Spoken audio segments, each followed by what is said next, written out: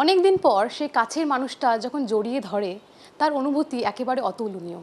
যখন শিকড়ের টানে বাড়ি ফেরা হয় সেই অনুভূতি যেন বলে বোঝানো যায় না। এমনই এক ছবি নিয়ে আমরা আড্ডা দেবো আজকে অনেক দিন পর, এবং আমার সঙ্গে এই ছবির জন্য আড্ডায় রয়েছেন সৌরভ পালহদি এবং অভিনেতা বিমল গিরি। দুজনকেই প্রথমে কেটিভি বাংলায় স্বাগত। Thank you. প্রথমেই বলো যে বাড়ি ফেরার টান, আগে আমি বাড়ি নিয়ে আলোচনা করবো। বাড়ি ফেরার টান এবং সে শিকড়ের টান, অনেক দিন পর যখন বাড়ি ফেরা হয় সেই অনুভূতিটা মনে হয় মুখে বলে বোঝানো যায় না, এবং সেটা অনেকটা অংশ ধরে কিন্তু আমরা টিজার এবং ট্রেলারেও দেখেছি। কি বলতে চাই? আমি যে বাড়ি ফিরতে হবে এই ভয় কোনোদিন বাড়ি ছেড়ে যাইনি, কলকাতা ছেড়ে যাওয়ার কথা ভাবিইনি। মানে আমি প্রচণ্ড হোমসিক। আমি এই মানে পরিবার পরিজন ছেড়ে যাওয়া, বন্ধুবান্ধব, মানে আমাদের এই পশ্চিমবাংলা কলকাতা, মানে আমি পাগল হয়ে যাব কোথাও গিয়ে থাকলে। এমনি ঘুরতে গেলাম, কাজে গেলাম, কাজ মিটিয়ে চলে এলাম, দ্যাটস ইট, এনাফ। মানে আমি বাড়ি ফেরার ওই বাড়ি ফিরছি এই দুঃখ বিলাস করতেও আমি চাই না। মানে আমি জানি এটা হেভি কষ্টের। আমার মানে ছোটোবেলা থেকে ম্যাক্সিমাম বন্ধুবান্ধবরা সবাই চাকরি সূত্রে ব্যাঙ্গালোর, চেন্নাই, পুনে নানান জায়গায় থাকে। ওদের সঙ্গে যখন কথা হয়, মানে অফিস করে বাড়ি ফেরার পর ওদের দুঃখটা, কষ্টটা যখন শুনি, আমার মনে হয় আমার অত টাকা দরকার নেই, আমি ভালো আছি, দারুণ আছি। এবং সেখান থেকে তোমার কাছে আসবো, কাজের সূত্রে অনেকটা সময় বাড়ির বাইরে থাকতে হয় এবং পরিবারকে ছেড়ে থাকতে হয়।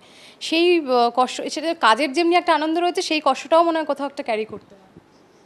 না, আমার কাছে তো বাড়ি আমার যেহেতু আমার নিজের বাড়ি কলকাতা নয়, পশ্চিম মেদিনীপুরের কুমারদা বলে একটি গ্রাম আছে, সেই গ্রামে আমার জন্ম এবং বড় হয়ে ওঠা। তো হায়ার সেকেন্ডারির পর আমি বাড়ির বাইরেই থাকি বেশিরভাগই সময় আর কি। মানে বাড়ি ছেড়ে চলে এসেছি প্রথমে কলকাতায় পড়াশোনার সূত্রে। তারপরে আমি যে প্রফেশনটাকে বেছে নিয়েছি সেখানে সেই প্রফেশনটাকে পার্সিউ করতে গেলে আমাকে কলকাতাতেই থাকতে হবে। তো আমার মানে জীবনে আজকে 12টা বছর আমার গ্রাম ছেড়ে আমি কলকাতায় রয়েছি আর কি। তো যখনই সুযোগ পাই বা যখনই গ্রামে যাওয়া হয়, সেই আনন্দটা আমার নিজের শেকড়ের কাছে আবার ফিরে যাওয়ার মতো আনন্দ আর কি। তো সেটা খুবই একটা মানে খুবই আনন্দের এবং ভালো লাগার দিন কাটে তখন গ্রামে গেলে। তো খুবই কষ্টের হয় গ্রাম ছেড়ে অন্য জায়গায় থাকতে, কিন্তু যেহেতু কাজের সূত্রে আমাকে এখানে থাকতে হবে, তো সেটা কিছু কিছু করার নেই। গ্রামের অ্যাম্বিয়েন্স কিন্তু অনেকটা আলাদা, এবং শহর আর গ্রামের মধ্যে কি পার্থক্য খুঁজে পাও? সেই যে শহর এতটা প্রফেশনাল, এসে দেখো সবাই সবার মতো, পাশের বাড়িতে কে থাকে সেটা কেউ জানতে পারে না। সেই বিষয়টা মানে কি মনে হয় তা? আমি যখন আমার মা বাবা যেহেতু ওখানে থাকেন, আসা যাওয়া করেন আর কি, যেহেতু গ্রামে বড় হওয়া একটা মানুষজন যাদের দ্বারা তাদের শৈশব, যৌবন, এখন বার্ধক্যে, তো পুরো সময়টাই ওই গ্রামে কাটিয়ে দিয়েছে, ফলে তাদের পক্ষে কলকাতায় এসে একটা 4 কামরার ফ্ল্যাটের মধ্যে থাকা কোনোদিন বন্দি হয়ে থাকা সম্ভবই নয়। তো যখনই আমি মাকে ফোন করি, মা একটু কি এখন ভাল লাগছে না, সন্ধ্যাবেলা বাড়িতে বসে ভাল লাগছে না, বাবা তো চায়ের দোকানে গেছে, তুমি কী করছো? তখন মা বলে যে এই তো পাশের দাদার বাড়িতে গিয়ে বসে আড্ডা মারছি, বৌদি রৌদিরা মিলে আড্ডা মারছি আর কি। তো ওইটা ওরা নিজেদের ভালো লাগা অনেক মুহূর্তগুলো খুঁজে পায়। বা সন্ধ্যাবেলা বাড়িতে ভালো লাগছে না, যেমন বাবা চায়ের দোকানে বসে, বাবার বন্ধু বান্ধব বা সমসাময়িক যারা এখনও যারা গ্রামে রয়েছেন, তারা হয়তো চায়ের দোকানে বসে চায়ের একটা আড্ডা বসছে, তাস খেলা হচ্ছে। তো সেইটা শহরে মানে আছে, বলবো না, এখনও অনেক পাড়া আছে সেখানে সন্ধ্যেবেলায় কাজের থেকে ফিরে একসঙ্গে খেলা দেখা হয়, ক্লাবে বসে খেলা দেখা হয় বা চা খাওয়া হয়, আড্ডা মারা হয়। কিন্তু সেই আন্তরিকতাটা বা সেই বড় পরিসরে সেই পাওনাটা নেই আর কি। সেই ডিফারেন্সটা তো গ্রাম আর শহরের মধ্যে তফাৎ আছে, বরাবর থাকবে। সৌরভ, তোমার কাছে আসবো। অনেক দিন পর যখন সেই কাছের মানুষটার সঙ্গে দেখা হয় এবং একটা জড়িয়ে ধরা, সেই হাগ, সেই মুহূর্তটা, তোমার ছবির মধ্যে আমরা এই একে অপরের সঙ্গে জড়িয়ে থাকার এই বিষয়গুলো আমরা অনেকটা পাই। এগুলো কি মানে অনেকটা ভেবে বানানো? মানে ঠিক কোন বিষয়গুলো মাথায় আসে যখন এগুলো নিয়ে লেখালেখি করো?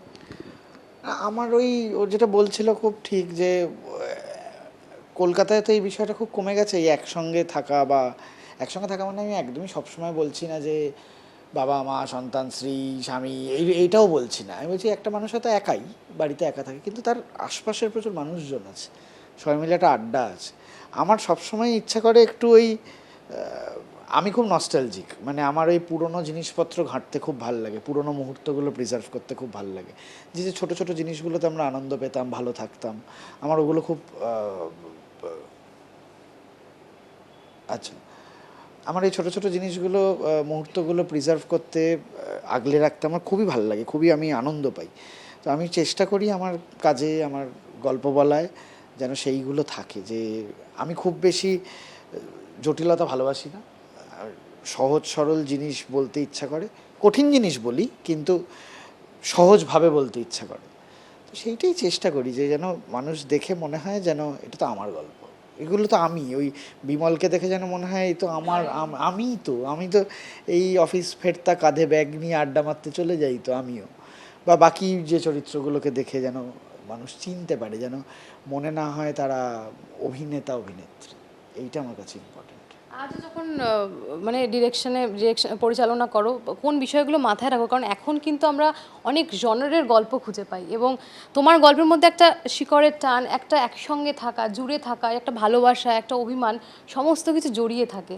কোথাও কি মনে হয় আজ যখন স্ক্রিপ্ট নিয়ে প্রডিউসারদের কাছে যাও as an independent film maker, কোন বিষয়গুলো মাথায় রাখো? কখনো মনে হয় যে এরকম একটা ছবি নিয়ে যাব, যদি মানে না ফেস করতে হয়, সেই বিষয়গুলোকে কিভাবে ক্যারি ফরওয়ার্ড করো? না, আমি খুব একটা রিজেকশনের ভয় পাই না। আর আমি ওই গিয়ে আমি ছবি বানাবো এইটা খুব একটা আমি পারি না, মানে মানে সেইটা করতে পারি না বলেই হয়তো আমি কম কাজ পাই। এইটাতে আমার সুবিধা হয়েছিল, যেমন অঙ্ক কি কঠিনের পর বুম্বাদা দেখার পর নিজে বলেছিল যে আমাকে আমাদের জন্য একটা গল্প শোনাবি, তখন আমি প্রস্তুত, মানে আমি আমি আমার হোমওয়ার্ক করে প্রস্তুত। আমাকে কেউ একবার খালি বলুক গল্প শোনাবি, আমি কাল শুনিয়ে দেবো আর কি। কিন্তু আমি নিজে ফোন করে বলতে পারবো না যে আপনারা কি ছবি বানাবেন, আমাকে নেবেন, বা আমি গিয়ে শোনাবো। এইটা আমার দ্বারা একটু কম হয়, খুব চেনা পরিচিত, মানে আমি এখন যেমন আমার বোম্বাদার সঙ্গে যে সম্পর্কটা, আমি বোম্বাদাকে আমি বলতে পারি একটা গল্প শোনাবো শুনবে, বা রানাদাকে আমি বলতে পারি যে আমি একটা গল্প শোনাবো শুনবে, কিন্তু আমি সবার কাছে পারবো না এটা, কারণ আমি রিজেকশন তো বহু পেয়েছি, মানে সেটা অঙ্ক কি কঠিন হতো আগে অন্য জায়গায় শুনিয়েছিলাম, সেই রিজেকশনও পেয়েছি। হ্যাঁ হ্যাঁ, মানে না না না না, আমি মানে এক্সপেক্ট কী করে করবো, কেউই বা কী করে করবে, মানে সেটা তো সম্ভব না, মানুষ দেখে মানুষকে দেখতে বলেছে, এটাই আমার দাবি। মানে যদি মানুষের একটু ভালো লাগে আমাদের ছবি, একটু মানুষকে বলবেন, আপনার সোশ্যাল মিডিয়ায় লেখালেখি করবেন, তাহলেই আমি জানি সবাই দেখবে, মানে এইটাই আমার চাহিদা। তো রিজেকশান আমি প্রচুর পেয়েছি, রিজেকশান নিয়ে আমি খুব একটা ওয়ারিড নই, আমি খুব একটা ভাবিত নই, তো হবেই, মানে এটা এটা পার্ট অফ গেম, রিজেকশন হবে। আর স্বাভাবিকভাবেই তো একটা গল্প আমার ভালো লাগছে মানে আরেকজনের ভালো লাগবে এরকম তো কোনো কথা নেই, তারও একটা বিজনেস স্ট্র্যাটেজি থাকবে, সেই ওয়াইজ সেটা পছন্দ হতে হবে, এবং সবসময় যে সেইটার সঙ্গে আমিও সবটা মেনে নেব সেটাও তো নয়, আমারও একটা তো স্বাধীন জায়গা লাগবে, আলোচনা সাপেক্ষ কিন্তু একটা স্বাধীন জায়গা তো লাগবে, কারণ আমি তো মানে মানে আমি তো দিনের শেষে একটা ক্রিয়েটিভ কাজ করতে এসেছি, তো সেটা না হলে হবে না, আর না হলে পারবো করতে, লোকজন যদি ডাকে এরমভাবে, যদি বুম্বা দ্বারা রানা দ্বারা ডাকে করবো। একদম তোমার কাছে আসবো।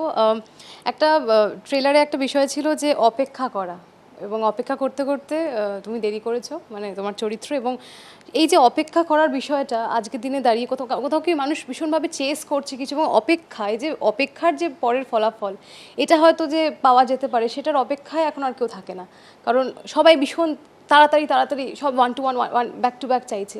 কি বলতে চাইবে যে অপেক্ষা এবং অপেক্ষার পর না পাওয়ার যে কষ্টটা, সেটা ভালো, নাকি অপেক্ষা না করে এগিয়ে যাওয়াটা বেটার? অপেক্ষা করি বা না করি আমাদের তো এগিয়ে যেতেই হবে, কারণ মানে অপেক্ষা করাটা কতটা প্রয়োজনীয়? হ্যাঁ, অপেক্ষা করাটা প্রয়োজনীয় বলতে আমি সেটাই বলছি, মানে অপেক্ষা করি বা না করি আমাদের এগিয়ে যেতে হবে, কারণ ব্যাপারটা হচ্ছে যে আমি ধরো আমার একটা নির্দিষ্ট লক্ষ্য আছে, এবারে সেই লক্ষ্যটাকে অ্যাচিভ করতে গেলে আমাকে তো থেমে থাকলে চলবে না, আবার সেই লক্ষ্যটা অ্যাচিভ করার জন্য আমাকে অপেক্ষাটাও করতে হবে। তো তো সব কিছু সামলে নিয়ে যখন সেই গোলটাকে আমি অ্যাচিভ করতে পারবো, তখন আমার এই অপেক্ষাটাকে, এতদিনের অপেক্ষা, সেটা আরও বেশি আনন্দদায়ক হবে আমার কাছে, এবং সেটাকে আমি আরও বেশি করে সেলিব্রেট করতে পারবো। তো এই অপেক্ষা করাটা জরুরি, এবং মানুষ ধৈর্য হারানোটাও একদম বাঞ্ছনীয় নয়, ধৈর্য রাখাটাও খুবই প্রয়োজন। তোমার কাছে আসবো অপেক্ষা এবং ধৈর্য কতটা জরুরি বলে তোমার মনে হয় সব ফিল্ডে, বিকজ তোমাকে আমরা রাজনৈতিক ফিল্ডেও পাই, সেখানেও কি মনে হয় যে অপেক্ষা করে পেশেন্স রেখে এগিয়ে যাওয়া এবং ঠিক সময়ের সেই সময়ে বিষয়টা তোমার কাছে আসবে, সেই সময়টার অপেক্ষা করা কতটা প্রয়োজন? এটা সবার জীবনে অপেক্ষা করতে হবে, অপেক্ষা ছাড়া তো সম্ভব না, মানে সেটা প্রতিটা ক্ষেত্রে ওয়েটিং খুব জরুরি, অপেক্ষা করতেই হবে, মানে ভালো কিছুর এবং ভালো কিছুর সঙ্গে সঙ্গে খারাপ কিছুও ঘটবে, অপেক্ষা করতে হবে, অপেক্ষা তোমায় ভালো কিছু দেয়, মানে ওই চট করে ভালো কিছু হয় না, ওই আমাদের ছবিটার মতোই অনেক দিন পরে গিয়ে হলেও একটা ভালো কিছু ঘটবে, এই অনেক দিন পর শব্দটার মধ্যে একটা অপেক্ষা আছে। তো আমরা তো সবাই অপেক্ষা করে আছি একটা ভালো কিছু, প্রত্যেকটা মানুষ প্রত্যেকটা মানুষের মতন করে অপেক্ষা করে আছে একটা ভালো কিছু, একটা ভালো সময়ের, ভালো বন্ধুর, ভালো সিনেমার, ভালো থিয়েটারের, আমরা সবাই অপেক্ষা করছি, আমি তো অপেক্ষা করতে ভালোই লাগে। আচ্ছা একটা কথা বলো, ছোটবেলায় যখন প্রথম ফার্স্ট লাভ, সেই সময় এই যে অনেক দিন পর তাকে পাওয়া, অনেক দিন পর তাকে দেখা, বা সে যদি অ্যাকসেপ্ট নাও করে তার এক ঝলক দেখতে পাওয়া অনেক দিন পর, সেই অনুভূতিটা কীরকম ছিল? ছোটোবেলায় তো দারুণ ছিল স্বাভাবিকভাবে, মানে স্কুল স্কুল আমরা কোয়ার্টার ক্লাস কোন ক্লাস? 2 থেকেই, হ্যাঁ, তো আমরা তো কোয়ার্টারে বড় হয়েছি, তো মানে কোয়ার্টার জীবনটা না, মানে ওটা লাভ ফাভ কিনা জানি না, মানে মানে বুঝতে হবে, মানে কোয়ার্টারে বড় হওয়া মানে সবাই একসাথে বড় হচ্ছি, হ্যাঁ, মানে এটা একটা খুব মজার আর কি, মানে একটুখানি দেখা পেলেও মনে হতো আহা কি দারুণ ব্যাপার আর কি, মানে তো ওই অঞ্জলি দেওয়ার সময় আর কি ফুলটা তার মাথায় যেন যায়, হ্যাঁ, তো এগুলো তো থাকবেই, এটা কোয়ার্টারের জীবন, পাড়া, এবং এগুলো এগুলো না আর ক্যারি ফরওয়ার্ড হয় না, মানে এই ভাবনাগুলো, স্মৃতিগুলো থাকে, কিন্তু এগুলো এখন আমরা আমরা অনেকেই কোয়ার্টারের সেই বন্ধুবান্ধবরা সবাই এখনও খুব বন্ধু, সবার নিজেদের মতন জীবনযাপন আছে, সবাই একটু ছড়িয়ে ছিটিয়ে, কিন্তু এখনও সবাই কানেক্টেড, গ্রুপ আছে, হ্যাঁ, তো এখন সেই মজার কথাগুলোও হয় যে তোকে বললাম রাজি হলি না তখন, মানে এখন এটা মজা হয়ে গেছে আর কি ব্যাপারটা, মানে এটা খুব ভালো, এটা এই স্মৃতিগুলোই তো বাঁচিয়ে রাখে, মানে ফ্রেশ রাখে, না হলে তো একঘেয়ে জীবন। আমার মনে হচ্ছে তোমারও আছে এরকম বিষয়, তুমি বলেছো তুমি একটু ইন্টেরিয়ারে বড় হয়েছো, তো সেখানে এরকম বিষয় ঘটেছিল যে এক ঝলক দেখতে পাও অনেক দিন পর, সেই এক ঝলকের অপেক্ষা, এবং বিশেষ করে অঞ্জলি? অঞ্জলি টঞ্জলি হয়নি, কিন্তু ওই আমার স্কুলে পড়ার সময় একটা ক্লাসমেটের সঙ্গে এরকম একটা ব্যাপার হয়েছিল আর কি, সেই অপেক্ষাটা অনেক দিন চলেছিল। ক্লাসমেটের সঙ্গে তো রোজই দেখা হয়। না, রোজ দেখা, কিন্তু ওই যে ভালো লাগার ব্যাপারটা বলতে পারার, ওই বলতে না পারার, মানে কবে বলবো সেই অপেক্ষাটা দীর্ঘ সময় ধরে চলেছিল, কিন্তু কোনোদিন এখনো বলা হয়ে ওঠেনি, আর বলা হবেও না আর কি। কি করলে তুমি, বুঝতে পারছো একজনকে ভালো লাগতে লাগতে আর বলতেই পারলো না, সেই অনেক দিন পর থেকে গেল অনেক দিন পর। আর চেষ্টা করো না, না বলে কিছু লাভ হয় না। এখন কি বলবো, মানে এখন তারপরে যাকে এখন প্রেম করে বিয়ে করে নিয়েছি, একদম প্রথমেই বলে দিয়েছি যে আর কোনো অপেক্ষা করিনি পরবর্তীকালে। পরে আক্ষেপ হয়েছে কি এই যে অনেক দিন পর যখন জানতে পারলে সে বিয়ে করে ফেললো, সেই আক্ষেপটা না, বিয়ে না, আর আক্ষেপ হয়নি। তো ও বিয়ে করার আগে আমি বিয়ে করে নিয়েছি, তো কোনো আক্ষেপ হয়নি। আচ্ছা আবার একটু গল্পে ফিরি, একটু আমার সিরিয়াস হই আমরা। অনেক দিন পর যখন বাবা মার কাছে ফেরা হয়, এবং এরকমও একটা কথা রয়েছে ট্রেলারে যে বাড়িতে ফিরছি, কিন্তু বাড়িতে ফিরলেও ফাঁকা, না ফিরলেও ফাঁকা। হ্যাঁ, তো সেইটা মনে হয় আরও মানে মানে আরও মানে কষ্টের, যে একটা সময় বাড়ি ফিরতে পারা যেত না, এখন ফিরছি কিন্তু মনে হচ্ছে যেন ফাঁকা, সেই অনুভূতি। এটা মানে ওই যে বললাম, আমি এই অনুভূতি নিতেই চাই না, মানে ওই জন্য আমি কোনোদিন কলকাতা ছাড়িনি, হ্যাঁ, মানে আমি এই অনুভূতি নিতেই চাই না, মানে আমি খুব মানে বাবা মা আমার আশেপাশে থাকবে, আমি খুব হোমসিক, হ্যাঁ, মানে আমি এই কলকাতার বাইরে গিয়ে চাকরি করা বা কাজকর্ম করা আমার দ্বারা হবে না, হয়ও নি আর কি, মানে চেষ্টাও করিনি ইনফ্যাক্ট, তো এই ভয়টা তো পাই, এটা তো একটা মানুষ হিসেবে ভয়, যে বাড়ি ফিরলেও বাড়ি খালি, আর না ফিরলে তো খালি, এটা তো খুবই ভয়, মানে বিষয়টা সবচেয়ে বেশি ভাবায় আজকের দিনে দাঁড়িয়ে? ভাবায় তো অনেক কিছুই, এটা তো ভাবায় যে মানুষের দেখে কেমন লাগবে, হ্যাঁ, এটা ভাবায় না, আর আর ট্রুলি মানে এই এই এই যে একটা একটা একটা জীবনের একটা ধরন হয়, তো সেই ধরন থেকে বিচ্যুতি ঘটলে কি করে বাকিটা হবে, সেটা তো ভাবায়, যে সেটা বাঁচার ধরন, কাজের ধরন, পারিবারিক ধরন, সব কিছু, রাজনৈতিক ধরন, সে বিচ্যুতি ঘটবে যখন, একটু টলমটল করবে যখন, টলমল করবে যখন, তখন কি ঘটবে সেইটা তো ওই ওই লাইনটার মতন। এটা তো সবার ক্ষেত্রে সত্যি, একটা এই লাইনটা সবার আসবে, কি করবো বাড়ি গিয়ে, বাড়ি গেলেও বাড়ি খালি, না গেলে তো খালি। এটা তো আজ কারুর আছে ভর্তি, কাল কারুর খালি হবে, হবেই, প্র্যাকটিক্যাল ট্রুথ, কেউ না কেউ ফেস করবেই। তো এটা তো চিন্তার বিষয় বটেই। তোমার ক্ষেত্রে তোমার তো ফেরাটাই হয়তো অনেকটা কম হয়। হ্যাঁ, খুবই মাঝে মধ্যে হয়, কিন্তু আমি খুবই মানে হোমসিক পার্সন। কেন আমি আমাকে বাড়ি ফিরতেই হবে এখন, যেখান থেকে সেটাও তো আমার বাড়ি, তো সেখানে ফিরতে তো যে কথাটা, যেটা তোমরা ট্রেলারে দেখতে পেয়েছো, যে বাড়ি গেলেও বাড়ি খালি, আর না গেলে তো খালি। তো এইটা আমাদের চরিত্রটা, সায়কের চরিত্র, তার জীবনে অনেক কিছু না পাওয়া স্বপ্নগুলো থেকে যায়, কিন্তু বাড়ি ফেরার কোনো পারপাস থাকে না ওর কাছে। তো আমাদের এই ছবিটাই হচ্ছে পারপাসের গল্প, পারপাস সার্ভ করার গল্প। তো সেখানে যে সমস্ত চরিত্রগুলো ছবিটাতে আমরা দেখতে পাচ্ছি, সেখানে তারা তাদের জীবনে, প্রত্যেকের জীবনে ক্রাইসিস আছে, কিন্তু সেই ক্রাইসিসটাকে তারা কী করে সেলিব্রেট করতে পারে, সেই ক্রাইসিসটাতে কী করে বাঁচার আনন্দ খুঁজে পেতে পারে, সেটাই আমাদের ছবির মূল বক্তব্য। তো সেটাই সেখান থেকে আসবো, সম্পর্ক ভীষণ ইম্পর্ট্যান্ট একটা বিষয় ক্যারি করছে এই ছবিতে। সেখান থেকে দাঁড়িয়ে আজকের দিনে দাঁড়িয়ে আমরা দেখতে পারি প্রচুর সম্পর্ক ভাঙন এবং গড়ে ওঠা। এই যে সময় না দিতে পারা, অ্যাডজাস্টমেন্ট ইস্যু, কম্প্যাটিবিলিটি, তোমার কি মনে হয় কোন বিষয়গুলো একটা বাধা হয়ে দাঁড়াচ্ছে আজকের দিনে? সবার আলাদা আলাদা, অ্যাবসলিউটলি সবার আলাদা আলাদা। আমার মনে হয় যে কোনো কোনো রিলেশনশিপ মানে শুধুমাত্র স্বামী স্ত্রী তো নয়, মানে রিলেশনশিপ মানে বন্ধু, বাবা ছেলে, মা মেয়ে, নানান রকম হতে পারে, বাবা মেয়ে। যে ডিস্টেন্সটার কারণ বোধহয় এই সেলফ সেন্ট্রিক, আমরা ওই একসঙ্গে থাকাটা কমে যাচ্ছে। মানে জয়েন্ট ফ্যামিলি ক্ষেত্রেও হতে পারে, আবার ওই যে যেটা একটু আগেই বিমল আলোচনা করছিল, এই যে পাড়ার আড্ডা, এই যে সাংগঠনিক কোনো আড্ডা নেই। আগে প্রতিটা পাড়ায় একটা করে কালচারাল অ্যাসোসিয়েশন ছিল, কিশোর বাহিনী গোছের যেমন হতো আর কি পাড়ায়, যে নাচ গান, সকালবেলা রক্তদান শিবির, বসে আঁকো প্রতিযোগিতা, একটু সন্ধেবেলার ফাংশান, রবীন্দ্র জয়ন্তী, নজরুল জয়ন্তী, এগুলো তো পাড়ায় আস্তে আস্তে হারিয়ে গেছে। এবং এই যে পাড়ার কমিটি একটা কালী পুজো করছে, পাড়ার বাচ্চারা সরস্বতী পুজো করছে, বা আমি বলছি নানান রকম যে অ্যাসোসিয়েশনগুলো, সেটা যেরকম অ্যাসোসিয়েশন হোক, মানে পাড়ায় কারোর শরীর খারাপ হলে 5 জন মিলে হাসপাতালে ছুটছে, কেউ মারা গেলে শ্মশান যাত্রীতে লোক কমাতে হচ্ছে, বেশি লোক হয়ে যাচ্ছে। আমি বলছি এই যে সবাই বিজি, কেন সবাই সবার সাথে কানেক্টেড, এখন কানেক্টেড নয়। এইটাই তো সব থেকে বড় কারণ হয়ে গেছে লোকের সাথে লোকের ডিস্টেন্সের।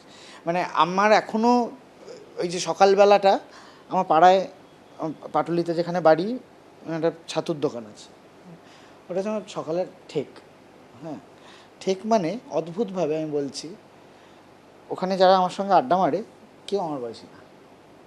আরেকটা গ্রুপ আছে আমার বয়সী, ওইখানে সবাই মোটামুটি 50, 55, 60 এরকম। আমি লেট করলে ফোন আসে, আসবি না বলে, কিন্তু বন্ধুর গ্রুপটা কি, আমি একা 37, বাকি সব 60। কিন্তু আমি বলছি ওখানে পৌঁছানোর পর একটা 1 ঘন্টা আড্ডা হয়।